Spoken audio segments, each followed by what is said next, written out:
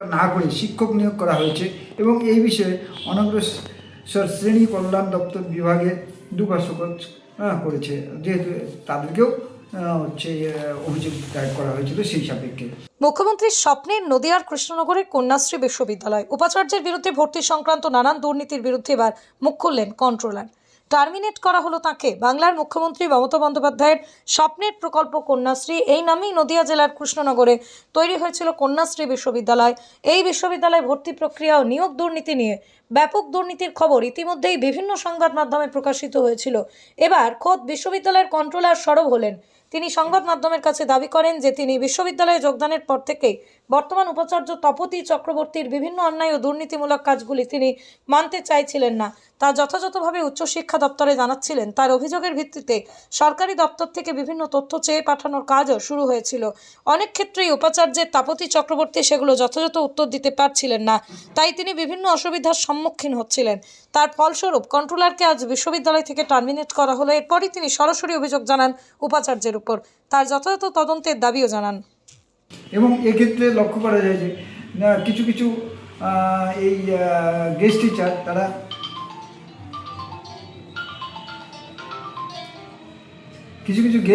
তারা এনওসি না নিয়ে, আপনারা সবাই জানেন যে কোনো একটা সংস্থাতে চাকরি করতে গেলে অন্য আরেক জায়গায় যদি ইন্টারভিউ দেয় সেখানে এনওসি লাগে। এনওসি ব্যতীত এই বিশ্ববিদ্যালয়ে তারা নিযুক্তও হয়ে গেছিলেন এই উপাচার্যের দ্বারা, কিন্তু রুলসে আছে যে এনওসি জমা না দিলে সে কিন্তু ইন্টারভিউতে ফেস করতে পারে না। এবং এই বিশ্ববিদ্যালয়ে একজন গেস্ট ফ্যাকাল্টিকে একটা বিএড কলেজ থেকে বারবার ভিসির কাছে কর্তৃপক্ষের নিকট পাঠানোর রিমাইন্ডার পাঠানোর পর বাধ্য হয়েছে, এবং আমিও সেগুলি উপাচার্যের দৃষ্টি আকর্ষণ করেছি পত্রের দ্বারা, এবং শেষ পর্যন্ত বাধ্য হয়ে তাকে বিশ্ববিদ্যালয় থেকে সরিয়ে দিতে বাধ্য হয়েছেন। বিনামূল্যে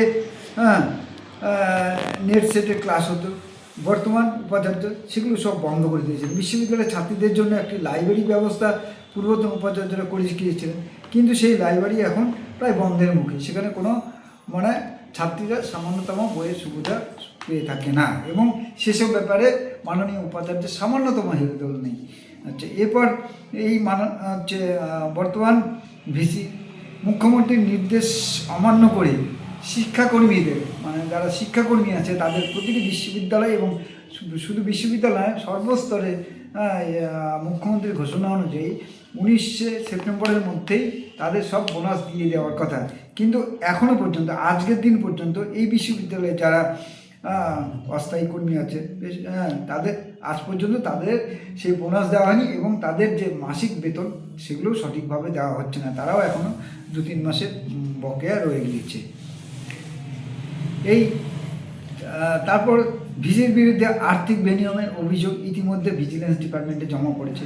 সেই ব্যাপারে বলতে গেলে ভিজিলেন্স, কারণ ওনারা ভিসি রেজিস্ট্রার এবং সম্ভবত ফিনান্স অফিসার আছেন, এনারা প্রতি মাসে 65-66 হাজার টাকা শুধু গাড়ির বিলের জন্য খরচ করে, যেগুলি সম্পূর্ণরূপে সরকারি পয়সায়, যেগুলো হয়তো বিশ্ববিদ্যালয়ের উন্নয়নের প্রকল্পে আসে সেই সব অর্থই গাড়ির পিছনে খরচ করা হয়, অথচ বিশ্ববিদ্যালয়ের কোনো উন্নয়নের জন্য সামান্যতম খরচ করা হয় না। এমনকি আশ্চর্যের বিষয়, আজকে 5 মাস অতিক্রান্ত হয়ে যাওয়া সত্ত্বেও আজ পর্যন্ত উপাচার্য, রেজিস্ট্রার এবং ফিনান্স অফিসারের দপ্তরে তাদের 2টো করে নেম প্লেট আছে, কিন্তু আমি আজ 5 মাস হয়ে যাওয়া সত্ত্বেও আজ পর্যন্ত একটা নেম প্লেটের পয়সা নাকি বিশ্ববিদ্যালয়ের কর্তৃপক্ষে নেই, এবং যখনই ভিসিকে এটা জানানো হয় তখন বলে উচ্চশিক্ষা দপ্তর পয়সা দিচ্ছে না, সুতরাং এটা সম্ভব নয়। আচ্ছা, আমি এইসব অনিয়মের বিরুদ্ধে বিভিন্ন উচ্চতর কর্তৃপক্ষকে জানিয়েছি বলে আমার বিরুদ্ধে এমন অপমানজনক এবং তুগলকি সিদ্ধান্ত নেওয়া হয়েছে, যেটা আমি বিশেষভাবে অমানবিক বলেই ভাবছি। কারণ এরূপ একটা তুগলকি সিদ্ধান্ত নেওয়া এটা কখনোই ভাবতে পারিনি, কারণ আমার কাজের সামান্যতম গাফিলতি যদি থাকে সে বিষয়ে আমার বলতো আমি তার সদুত্তর দিতে পারতাম। কারণ আজকে আমি হয়তো এই বিশ্ববিদ্যালয়ে আছি, কিন্তু আমি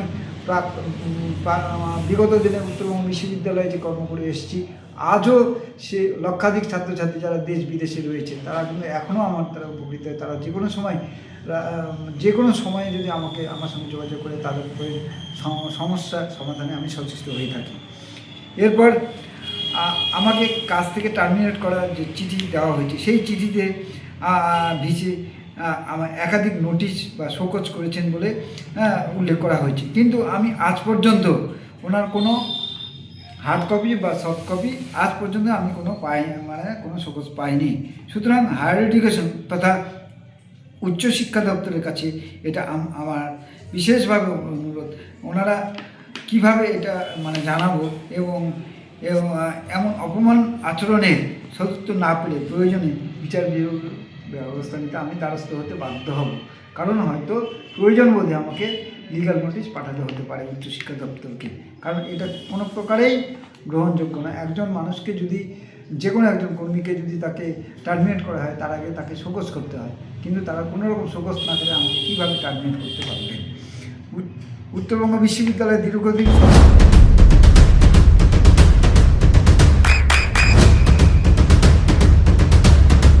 বৃষ্টিতেই স্বস্তি। বৃষ্টি অ্যাকোয়া বিশুদ্ধ পানীয় জল।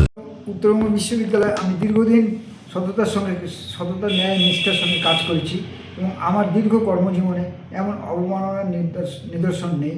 আমি অত্যন্ত মর্মাহত এবং বিব্রত এবং আমি মানসিকভাবে সত্যিই আমি ভীষণভাবে দুর্বল হয়ে পড়েছি, যেটা আমি কোনোদিনই কামনা করতে পারিনি। হয়তো আমার অবসর গ্রহণের পরে এই কর্মযজ্ঞ শুরু করেছিলাম, কিন্তু এখান থেকে যে এভাবে আমাকে ইলিগালভাবে আমার প্রতি একটা দায় চাপিয়ে দেওয়া হলো যে আমাকে শোকজ করা হয়েছে। কেন করা হয়েছে তার কারণ আমি নিশ্চয়ই আইনি পদক্ষেপ নিতে বাধ্য হব যেগুলো কেন করা হয়েছে। আমি তো বিশ্ববিদ্যালয়ে সামান্যতম ক্ষতি করিনি, আমি বরঞ্চ বিশ্ববিদ্যালয়ে অনেক কাজ করেছি যেটা হয়তো মাননীয় উপাচার্য নিজেও জানেন না। উনি নিজের ট্যাবুলেশন কি সেটাও নিজে সঠিকভাবে জানেন না, এবং ট্যাবুলেশন হচ্ছে যে কোনো বিশ্ববিদ্যালয়ের একটা বড় সম্পদ। যে সম্পদটা কেন রাখা হয়, আজকে কোনো ছাত্রছাত্রী পড়াশোনা করছে, হয়তো 5 বছর 10 বছর 20 বছর পরে তার মার্কশিট সার্টিফিকেট কিছু হারিয়ে গেল, তখন তার ডুপ্লিকেট প্রয়োজন। তখন সে কোথা থেকে নেবে? ওই যে ট্যাবুলেশন থেকে নেওয়া হয়, ট্যাবুলেশন থেকে মার্কস তুলে তাকে ডুপ্লিকেট মার্কশিট দেওয়া হয়। এটি হচ্ছে সিস্টেম। কিন্তু সেখানে আবার নিয়ম হচ্ছে ট্যাবুলেশনে 2জন ট্যাবুলেটরের দরকার হয়, সিগনেচার রাখতে হয়, কিন্তু সেক্ষেত্রে উনি কিছুতেই সেটা মানতে রাজি না। আমি ওনাকে বারবার জানিয়েছিলাম, কিন্তু উনি কী করেছেন, গেস্ট ফ্যাকাল্টি যারা দৈনিক হাজিরা ক্লাস নিলে পয়সা পাবে না, যাদের কোনো স্থায়িত্ব নেই, তাদের 2জনের নাম দিয়েছিলেন। এবং আমি বলেছিলাম যে না, ইউজিসির গাইডলাইন এবং হায়ার এডুকেশনের গাইডলাইন অনুযায়ী যদি গেস্ট ফ্যাকাল্টি হতে পারে, কিন্তু তারা কোনো সংস্থায়, স্কুলে হোক বা কলেজে হোক কিংবা মহাবিদ্যালয়ে হোক বিশ্ববিদ্যালয়ে হোক, কোথাও একদম স্থায়ীভাবে নিযুক্ত আছে, তাদের মধ্যে থেকেই করতে হবে। কিন্তু বলেই আমি জ্ঞাত, এবং আমি আশা করছি যে এটা উচ্চশিক্ষা দপ্তর এই ব্যাপারটা দেখবেন, কারণ এটা কিন্তু সম্পূর্ণরূপেই উনি অবৈধ কাজ করেছেন। সবচেয়ে আশ্চর্যের বিষয় ওনার এই এত কিছু দুর্নীতির পরেও, যেগুলো বিভিন্ন স্তরে জানানো সত্ত্বেও আজ পর্যন্ত কেন পদক্ষেপ নেওয়া হলো না। আমি এখনও আশাবাদী যে বর্তমান সরকার এর সমুচিত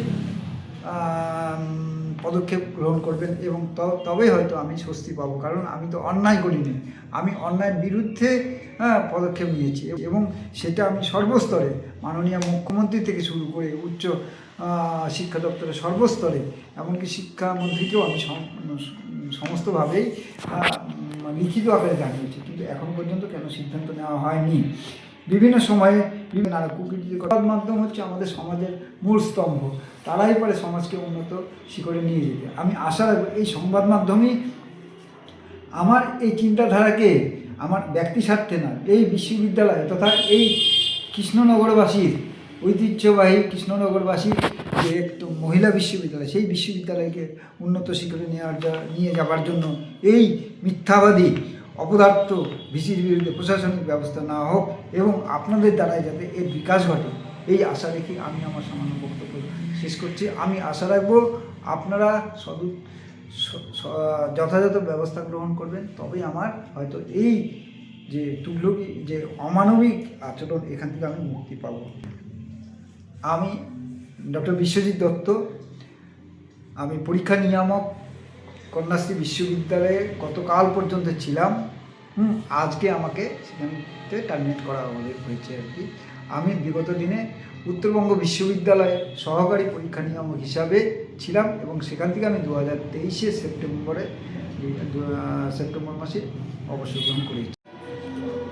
আমি উত্তরবঙ্গ বিশ্ববিদ্যালয় থেকে সহকারী পরীক্ষা নিয়ামক পদ থেকে 2023 30 সেপ্টেম্বর অবসর গ্রহণ করি 7 বছর বয়সে। এরপর 8ই আগস্ট 2025 উচ্চশিক্ষা দপ্তরের নিয়োগপত্রের মাধ্যমে আমি কৃষ্ণনগরে তথা রাজা কৃষ্ণচন্দ্রের ঐতিহ্যবাহী শহর কৃষ্ণনগরের মহিলা বিশ্ববিদ্যালয় কন্যাশ্রী বিশ্ববিদ্যালয়ে পরীক্ষা নিয়ামক হিসাবে যোগদান করি এবং পরীক্ষা নিয়ামক হিসাবে যোগদান করার পর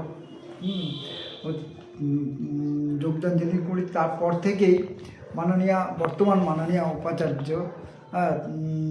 অধ্যাপিকা তপতী চক্রবর্তী আমার সহিত বিরূপ আচরণ শুরু করেন এবং প্রতি ক্ষেত্রে উনি একই কথা বলেন যে বিগত দিনে বিশ্ববিদ্যালয় 2020 থেকে এটা শুরু হয়েছে, বিগত দিনে যারা এখানে কাজ করে গেছেন অর্থাৎ উপাচার্যরা কাজ করে গেছেন তারা সবাই অবৈধ কাজ করে অন্যায় কাজ করে গেছেন, যেগুলো কোনো কিছুই বর্তমানে না, সেগুলো সবগুলোকে পরিবর্তন করতে হবে।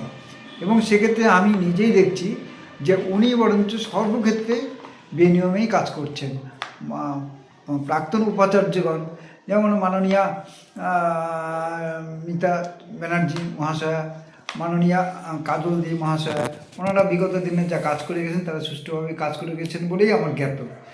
এরপর তিনি আমাকে আমি যেদিন যোগদান করি তারপর থেকে দেখি পরীক্ষা সংক্রান্ত সমস্ত বিষয়, যেহেতু প্রত্যেকটা ক্ষেত্রেই কোনো এক জায়গায় যোগদান করতে হ্যান্ডওভার টেক ওভার করতে হয়, আমি হ্যান্ডওভার টেক ওভার করার হ্যান্ডওভার নেওয়ার পরেও সমস্ত পরীক্ষা ব্যবস্থায় দেখছি একজন নন অ্যাকাডেমিশিয়ান অর্থাৎ কোল ইন্ডিয়া থেকে আগত অবসরপ্রাপ্ত কর্মী কৃষ্ণেন্দু রক্ষিত মহাশয়কে সমস্ত দায়িত্ব দিয়েছেন। তিনি হচ্ছে রেজিস্ট্রার পদে এখানে আছেন। এই বিশ্ববিদ্যালয়ে যোগদান আগে থেকে আমি জানতাম যে মাননীয় মুখ্যমন্ত্রীর স্বপ্নের এই প্রকল্প হচ্ছে এই বিশ্ববিদ্যালয়। কন্যাশ্রী বিশ্ববিদ্যালয় প্রতিষ্ঠিত হয়েছে নারীদের উচ্চশিক্ষা ও স্বনির্ভরতার লক্ষ্যে। সেই সাপেক্ষে আমি এই বিশ্ববিদ্যালয়ে, যেহেতু আমি একটা পরীক্ষা নিয়ামক বিভাগে ছিলাম এবং সেই সাপেক্ষে এই বিশ্ববিদ্যালয়ে যাতে সুষ্ঠুভাবে এবং ছাত্রীদের সার্বিক স্বার্থে কাজ করতে পারি সেই প্রতিজ্ঞা নিয়েই কিন্তু আমি এখানে যোগদান করেছিলাম এবং কাজ করতে শুরু করেছিলাম। কিন্তু এরপরে আমি এই ক্ষুদ্র স্বল্প সময়ে, এই 5 মাসও হয়নি এখনও সম্পন্ন, এর মধ্যেই যা আমার চোখে বিভিন্ন অনিয়মগুলি লক্ষ্য করেছি সেগুলো আমি আপনাদের সামনে পরপর পর্যায়ক্রমে তুলে ধরতে চাই। সেগুলো হচ্ছে বিভিন্ন বিষয়ে ছাত্রীদের ভর্তির সংখ্যা আগে পূর্বের বছর চেয়ে এবছর অনেকটাই কমে গেছে। তার এর জন্য সম্পূর্ণরূপে দায়ী হচ্ছে বর্তমান উপাচার্য মহাশয়া। ছাত্রী ভর্তির ক্ষেত্রে বিভিন্ন অনিয়ম সামনে এসেছে। ছাত্রী ভর্তির ক্ষেত্রে অনগ্রসর শ্রেণী, তপশিলভুক্ত জাতি জনজাতি ছাত্রীদের জন্য সংবিধান নিয়ম মানা হয়নি, যে কারণে বিশ্ববিদ্যালয়কে পরপর 2 বার শোকজ করে রাজ্যের অনগ্রসর শ্রেণী কল্যাণ দপ্তর, কিন্তু জানি না তার সর্বোত্তর দিতে পেরেছেন কি না। মাননীয় মুখ্যমন্ত্রী বিভিন্ন শিক্ষা প্রতিষ্ঠানে ছাত্রীদের ভর্তির ক্ষেত্রে মেধাকে প্রাধান্য দিয়েছেন। মেধা ভিত্তিতে সেন্ট্রালাইজড পোর্টালের মাধ্যমে ভর্তি প্রক্রিয়া চলছে। সেখানে এই বিশ্ববিদ্যালয় মাননীয় উপাচার্য সেগুলোকে সমস্ত কিছুকে অবজ্ঞা করে তার নিজের খেয়াল খুশি মতো ফার্স্ট কাম ফার্স্ট সার্ভ ভিত্তিতে ছাত্রী ভর্তি করেছেন, যেটা কোনো প্রকারেই এটা গ্রহণযোগ্য নয়। এবং এতে কী হয়, যারা যোগ্য ছাত্রী তারা বিশ্ববিদ্যালয়ে ভর্তি থেকে বঞ্চিত হয়েছে। এরপর বিশ্ববিদ্যালয়ে বিভিন্ন বিভাগে শিক্ষক নিয়োগের ক্ষেত্রে ব্যাপক দুর্নীতি হয়েছে। নদিয়ার সবথেকে বড় English medium school JRS public school প্রায় 35 বিঘা জমির ওপর গড়ে উঠেছে বিশাল ক্যাম্পাস। নার্সারি থেকে শুরু করে উচ্চ মাধ্যমিক, ITI college, law college, B Ed college, ভর্তি চলছে জেআরএস পাবলিক। ব্যালকনি বা সিঁড়ির রেলিং, মডিউলার কিচেন বা ড্রয়িং রুম, এক কথায় আপনার স্বপ্নের বাড়িকে করে তুলুন আরো সুন্দর। Chakdah ply centre, gorgeous look বা কোয়ালিটি সবেতেই number 1। Chakdah ply centre, Chakdah ply centre, KBM Chakdah Nadia. করবেন কেন করবেন বুঝতে পারছেন না তো? সঠিক গাইডলাইন পেতে আজই আসুন নদিয়ার চাকদাতে নিবেদিতা প্রাইভেট লিমিটেডে। Nivedita private limited, marketing and distribution service. Chakdah aluminium centre, ply, কাঁচ, laminates, kitchen fittings, door lock, window ও অ্যালুমিনিয়ামের খুচরো ও পাইকারি বিক্রেতা। চাকদা অ্যালুমিনিয়াম সেন্টার, পূর্বলালপুর 50 নম্বর রেলগেটের পাশে, চাকদা, নদিয়া। হোমওয়ার্কটা করেছো? হ্যাঁ স্যার। এ বাবা, ভুল করেছো কেন? চোখে কেমন ঝাপসা দেখছি, লিখতে আর পড়তে খুব সমস্যা হচ্ছে।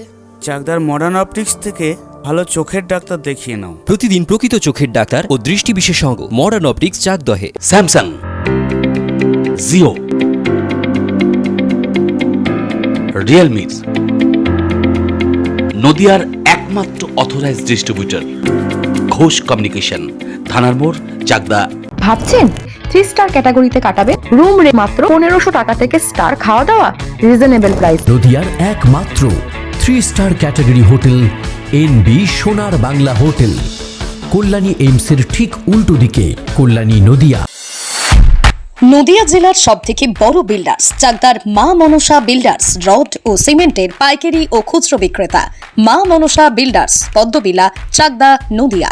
রড কেনাকাটায় থাকছে ডিসকাউন্ট অফার। মা মনসা বিল্ডার্স,